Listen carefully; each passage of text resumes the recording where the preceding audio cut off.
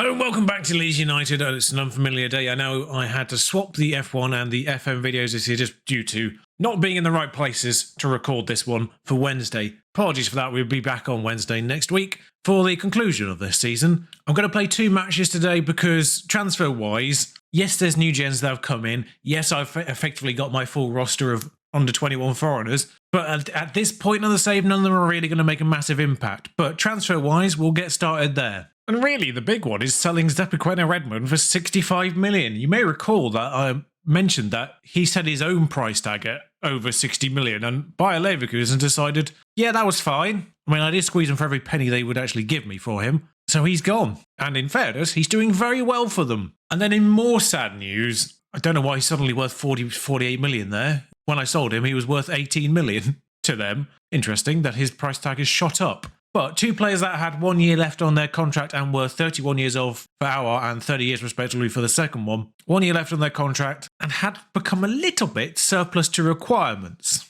As much as I hate to see him go, Awar was 31 and was also showing the first signs of physical decline. His acceleration had gone down. His agility had a down arrow. I don't know if they had actually gone down by a full point yet, but they had gone down. He did kind of play a bit of a bit part role last year, a little bit more continentally than he did in the league, but his position had started to be usurped in general by Elland Droenhle and had been entirely usurped this year. So, unfortunately for Awar, gone.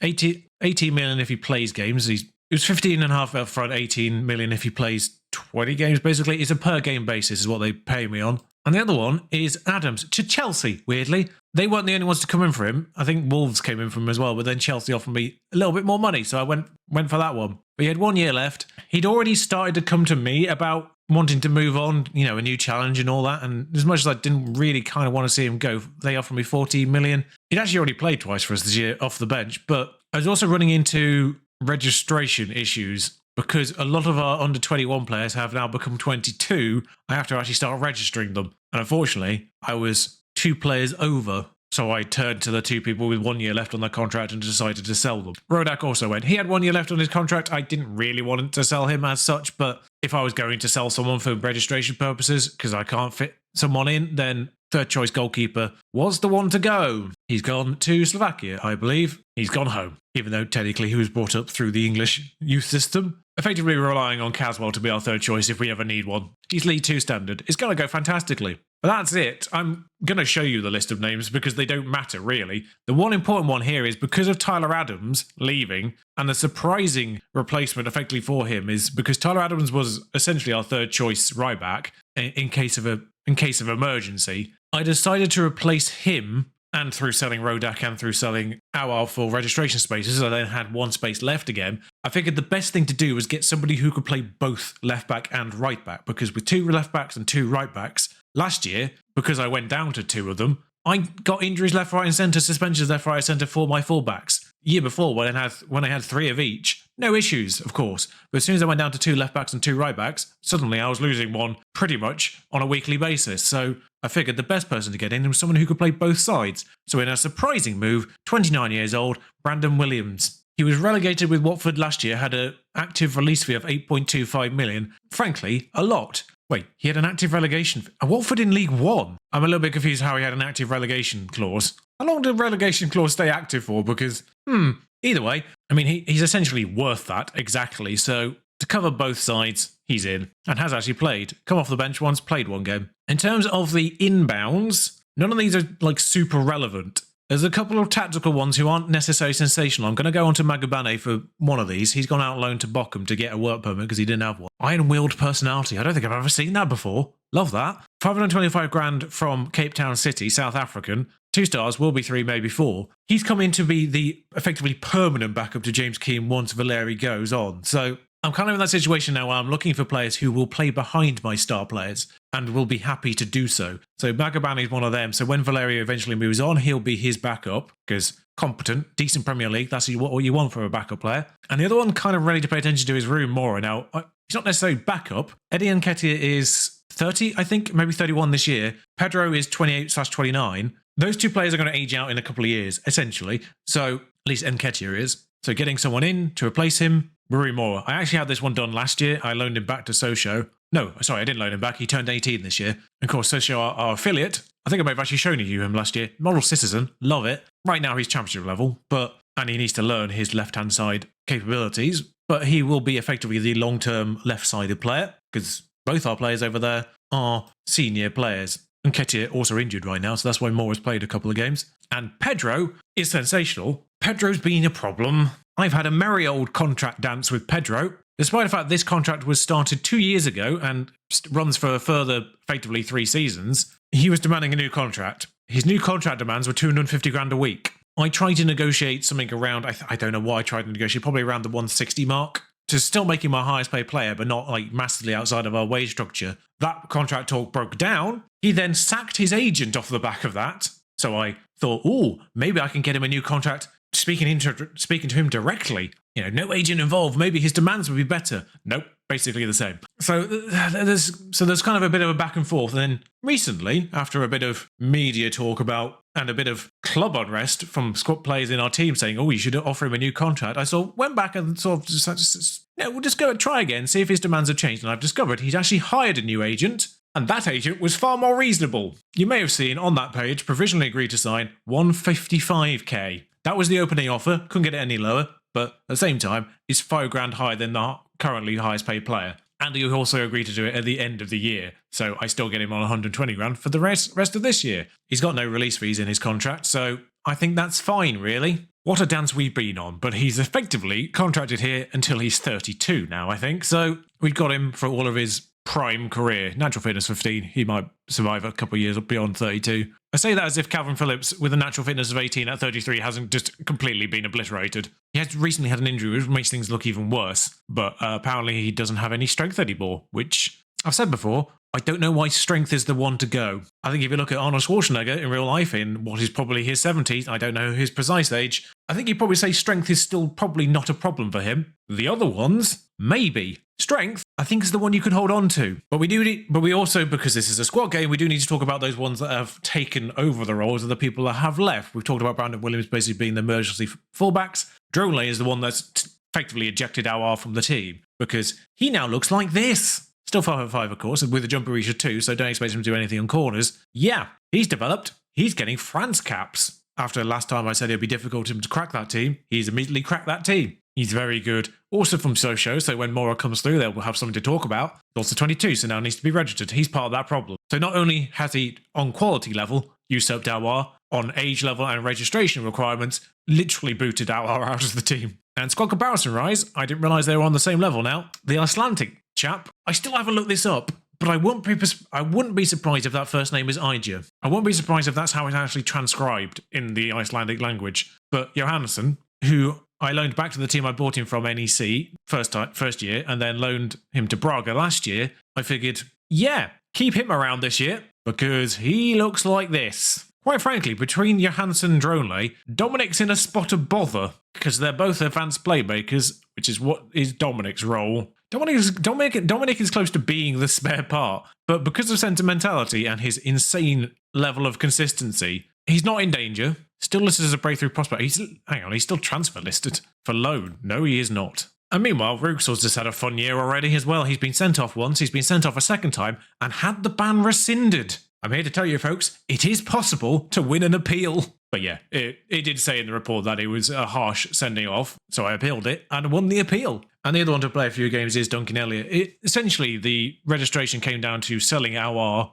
or loaning out Elliott again, and I decided to stick it on the younger player mostly because Milinkovic-Savic got crocked before deadline day, and I needed someone else who could play box-to-box. And whilst he is listed as playmaker above box-to-box, I think he can do box-to-box fine. He's 6'5", and yet his jumper reach is 4'15". Ironically, the one Premier League game he has started this year was against Cardiff, where he came from. Also, I don't understand the arrows sometimes, which is actually the last game we played. I mean, results-wise, yeah, Newcastle problematic, but beyond that, we drew with Liverpool thanks to a 93rd minute own goal. Everything else has gone rather well. We won the FIFA World Cup via Man City again. That went to a penalty shootout, in which it went all the way down to Ruben Diaz versus James Boothby. That's a little bit of a talent discrepancy, but Boothby was the one who prevailed in that knockout part. So, congratulations. Community Shield, we obliterated Fulham, who won the FA Cup, of course, so that happened. And then West Ham won the Europa League, so we played them in the Super Cup and beat them.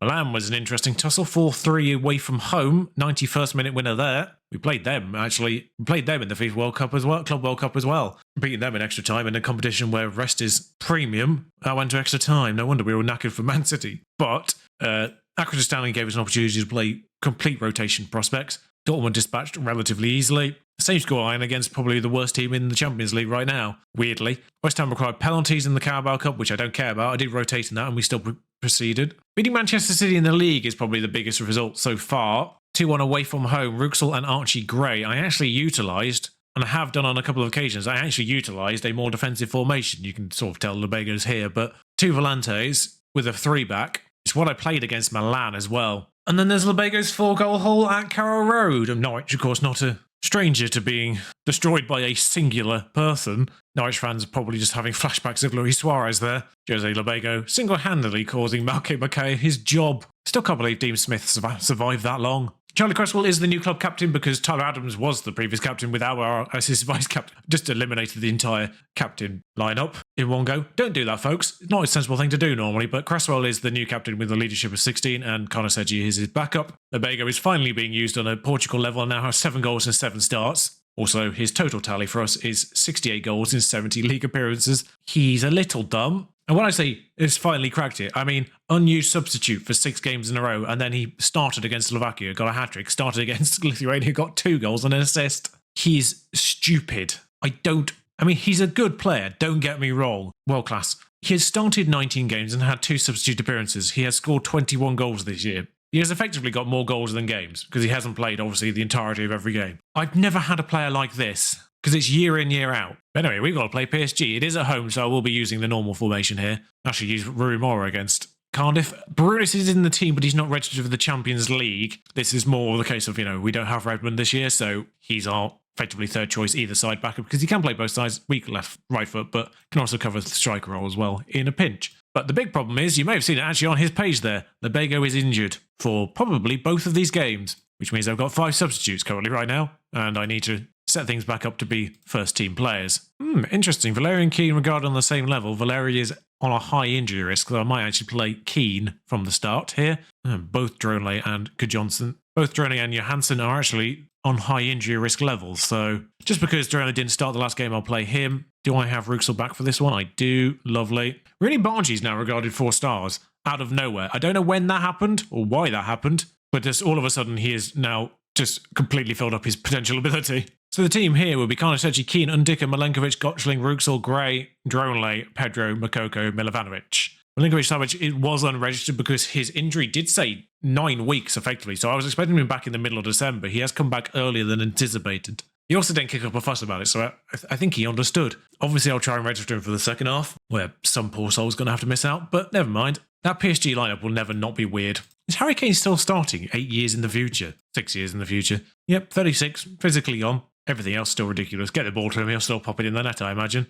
36 goals in 93 appearances, though. Not that prolific for them in the so-called Farmers League of France. It was more prolific for Spurs. Apologies, that was so fast I didn't commentate over it, but Droenhle pops a free kick in, and Undika's there to meet it. Donnarumma wrong-footed. Goal. I wasn't prepared for a free kick. We don't normally get anything from them, but we are one of a few teams to be unbeaten here so far. The draw against... So we're one of the few teams in the Champions League to go unbeaten so far in our first few fixtures. Gottschling powers forward. There's Makoko. Still Makoko. Still Makoko. That's... Sorry, did that say brilliant save by Donnarumma? That hit a PSG player. It wasn't a save at all. Makoko. Apparently taking these corners. I don't really know why. I guess Droenhle's not good at corners. Roma coming with us for 5 out of 5. Roma have really good youth prospects. Oh, looks like Undika's been thwacked as Frankie de Jong goes close. We'll see if we can hold off to half-time here. We do have Kohler on the bench, I think. So Gottschling finds Milovanovic. Droenhle now. That does get to Ruxel. I was scared for that. Keane going to go from distance. Donnarumma wise to it, as you'd expect.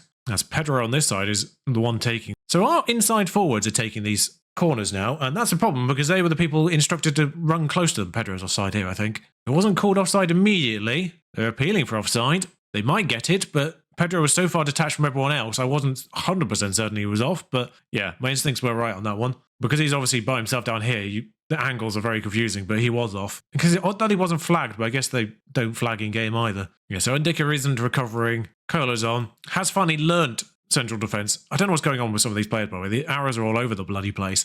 I wonder if it's because he's retrained to be a centre-back now. But 14 jumping reach, 6'4". I would like a little bit more jumping reach, but I'm sort of training his marking as things stand. That's actually gone up to 13. It was 12. But Kolo is obviously the long-term prospect for replacing Undika as he ages out. Milenkovic's replacement is on loan. Nuno Rodriguez, he's out on loan at Braga, I believe. Milenkovic, we ended up agreeing for another 2 years on his contract as well, I think, since we last met, because he was out of contract at the end of this season, I think. So he was still more than good enough to do 2 more years with us. So Albanaz on. Albanaz is actually worse than Brandon Williams, but I just want to get him game time, frankly. Valeri on. Makoko's not having a good game, actually. Rini Bargi on. Milovanovic is booked, weirdly. Because Nketiah is injured, it does make bringing people on inside, forward, left a bit problematic when Rui Mora isn't available. So this is the tricky one. The 5th substitution, Pedro, 6.6, tired. Milovanovic, 6.3, booked. Physically fine. Droenhle, 6.9, best of the lot, also knackered. And yet, despite being the best performer of the 3, Johannson on. Thankfully PSG haven't had a shot on target, so I know exactly where this is going. As Valeri comes forward, Archie Gray won't get to Rooney Bargi. That might fall to Johannson. It does. Rooney Bargi to Johannson. Milovanovic will bring Rooney Bargi back into play. Whew. Okay, now I understand why he's gone up to 4 stars. I didn't say Premier League-wise, but I think we are on top. As Club Brugge make it 3-3 against Atletico Madrid. Wow, good result there. That first touch was really almost dangerously taking it out of his way and then manages to find the angle. Benaria whips this in. Milovanovic heads clear. Pedro, I was worried that was going to be their first shot on target. It wasn't. Pedro runs away. Although, nope, still Pedro running away. Nope, they've got it. Delamico, who they've signed. I didn't realise that had happened. Delamico is effectively, I think, like the first big wonder kid, who was outside of our price range at the time in which he was generated in. He was literally, I think, the first window as Rooney Bargi scores exactly the same goal. Delamico on the other side, of course. There, I think he came through at Roma, which is why I thought Roma were playing. Part of the reason why I thought Roma were doing so well is because they had wonder kid like him in their team. But Rooney smashes that. They've got more than him, though. Or had more than him, I should say. Yeah, he's pretty good. 6'6". Well, they signed him in January. That's why I did see him go in the transfer window. Sorry, Max Cruz is manager of AS Roma. Sure, they've got incredible wonder kids like Herbert Silva, who I missed apparently at Nacional. This is their senior squad, and bear in mind, this highlighted play down here is 22, so I think this is like the edge of the wonder kids. Look how many of them. Look at the determination levels of all of these players. And the amount of yellow you can see even on this brief page here. Yeah, Manzo is another big one, I think. Roma have a future, or at the very least a very good money-making engine right now. Really Bargi there, sensational. Came off the bench, scored twice. Oh, Atletico found a 92nd minute winner. Roma do win again as Newcastle score 6 against Olympiacos. West Ham score 5 against Verossi. Yeah, so Paris Saint-Germain now actually the big one in danger of not making it. 25th as things stand. No major real usurpers. Benfica, you possibly could argue there. Napoli, of course, still have Kavica Kvaratskhelia, however you're supposed to pronounce it, who is the 3rd best player in the world. Out for 3 weeks. It was right to take him off then. I was going to give Kolo some game time. Sorry, did I just see, as I rest certain players, did I just see on my future fixture list there that Forest were 9th? They are 9th. Good for them. They got promoted a couple of years. They've been up and down constantly, and then a couple of years ago they got promoted and have stayed up twice in a row. Matt West was a big consideration, by the way, for the eventual replacement of Pedro. He recently re-signed a contract, though, and his release fee is 83 million now. Not really developing as quickly as I thought he would. But yeah, we are top. 4 points clear, 1 draw, 1 loss. The only discrepancy so far. Man United unbeaten as things stand, but 5th. And Sunderland and Cardiff winless. It's very much a race to find out who is going to be what. Everton. Hang on, what's going on at Everton? Moneybags Everton. I know they just sacked their manager, which is Capellas. Just won the Conference League last year. The new Europa League. Don't forget they got Tycoon Takeover. What is going on there? Our big problem this year, Liverpool. They may be 3rd. Just randomly just keep turning up at the games and utterly smashing people. 8-1 Sunderland, 8-0 Cardiff, 5-2 Newcastle, 4-0 Norwich. There's some flashbacks again. We've got Torres as well, but it's Ferran Torres. I just beat Real Madrid 4-0. Yilmaz, by the way. I'm a little bit annoyed at this one. He was a consideration to sign at one point, and I went for someone else. He was in the top 10 of world players on the shortlist this year. Top 10. Kind of wish I'd gone for him instead because it was a release fee of 65. The person I signed instead of him was Reda Ruxel, who was more of a defensive midfielder. So whilst I'm sad I missed out on Yilmaz, I think I got the right player for my team, as Awar randomly gets asked about the Roses derby. So for Man United, obviously, Ndika's injury is a problem. People are a little bit tired even with a bit of rest, which is a slight problem. Ruxel, Pedro, Milovanovic is going to have to be risked as well. Is Lebego still injured? He is. Yep. Okay. Problem. The choice is, of course, to stick Makoko up top and bring Bargi on the right. That might be the sensible thing to do here, actually. But SMS in for Gray, since SMS is at full fitness and didn't play last game, and Johannson in for Droenhle just as a like-for-like swap. Valeria in for Keane as well as fresh legs. They're all pretty much equal to each other in quality. SMS is better than Gray, actually, in fairness. Even at 34. 35, maybe. 35 this year, but 34 now. Still ridiculous. Acceleration and pace, not quite there, but stamina work rate, still pretty solid. Even if he goes on a free at the end of the year, 40 million for 4 years' work. 3 Premier Leagues and a Champions League, I'll certainly take that. Bruno Fernandes on a free kick. It's taken a long time to take it. I was concerned that may have considered the other formation. Now I've clicked go on this, but oh well. Gotchling pops this ball in. Kohler, not quite. It is interesting. Only 4 new gens in this lineup still. Obviously a lot of young players, formerly young players. Rooney, Pedro, Makoko. Real world wonder kids. Not a huge amount happening in this game again. Why is it every time I bring you a Man United game, nothing happens? As they bring on Carrera for Max Aarons. Not sure what happened there. They brought Morato. Nice to see you again, Morato. How'd you last year? Carrera on that right-hand side. Valeria goes to meet, but doesn't really do much about it. Sancho on the left-hand side. Heads that one over. Acquired Endrick, Man United. I think it took a while for someone to actually get Endrick. Kohler. Hoofs that for Pedro. That is going to get to his feet. Carrera weirdly just watching the ball there, as Pedro possibly could have done better. Yeah, it did take a while for someone to pick up Endrick, and then it took him a little bit of a while to break in. But last year, ridiculous. Like, I think I saw just before I clicked through to his page, he was worth 168 million minimum. Milenkovic. 4 players booked already. It is a Rose's derby, of course. A little bit testy. Oh, Makoko's in. Being called back. And I'm not certain why. I thought he was on. He was on. I say, he was basically just on the defender there. I didn't really see anything wrong with that. Person on the left may have been a bit more offside, Pedro, but Makoko's certainly fine. 1-0. Okay then, so let's bring on... But was he League One standard? Championship standard? But the model citizen Rui Mora for a booked Pedro who is tiring. 55 minutes on the clock. That's... Oh god, there's a lot of bookings already. Keane. I'm making booking substitutions here, really, most and foremost. I'm making, booking substitutions for the most part there. Milenkovic kind of just has to suffer with it. Gotchling, I'm just going to let it run a little bit longer because Albanos is a bit of a downgrade. Sancho, and Sancho's still on the field. Ribeiro, I thought was fouled there, but then Elise's got the ball and dinked it over. I think it's onside as well. I thought it was about to be a penalty as Portugal's number 1. Yeah, he was. Don't forget that Ribeiro there is the Portuguese man that has kept Lebego out of the Portugal team. That's so annoying then. If that was a legitimate tackle by James Keane, that is irritating that it falls straight to Elise. Wait, why is it? Oh, because it's Keane who tackles. Counting the offside from there. Of course, yeah. Okay, Gosling now tired as well. Albanos has to come on. Maybe I should have brought Brandon Williams for this one. Ruxell's knackered, so Archie Gray. I may push SMS back there, actually. As the one with the slightly less good legs, I figured DM is probably less for him to run around. And that could be the way I work this season with Phillips injured as well. Have SMS in that DM role as rotational. 1-1 away from home at Man United. We'll take it, frankly. Especially without Ndicka. Gives Newcastle the chance to get close. Just 11 unbeaten, though. Well, there we are. That's where we stand with everything. Carabao Cup, Brighton in the next round. Liverpool face Arsenal. That's a big one. Newcastle face Chelsea as well. 2 big guns will get knocked out of that. Meanwhile, there's also Birmingham West Brom existing. Yeah. And Champions League looking pretty solid already. 6 points clear of 9th place. 3 games remain. That would be a utter bottle job if we don't make it through the automatics there. Our last 2 games are the easy ones as well, schedule-wise. Still got to play Inter Milan, or Internazionale, and Dinamo Zagreb and Club Brugge should be the 2 winnable ones at the very end there. So, weird that we played both AC Milan and Inter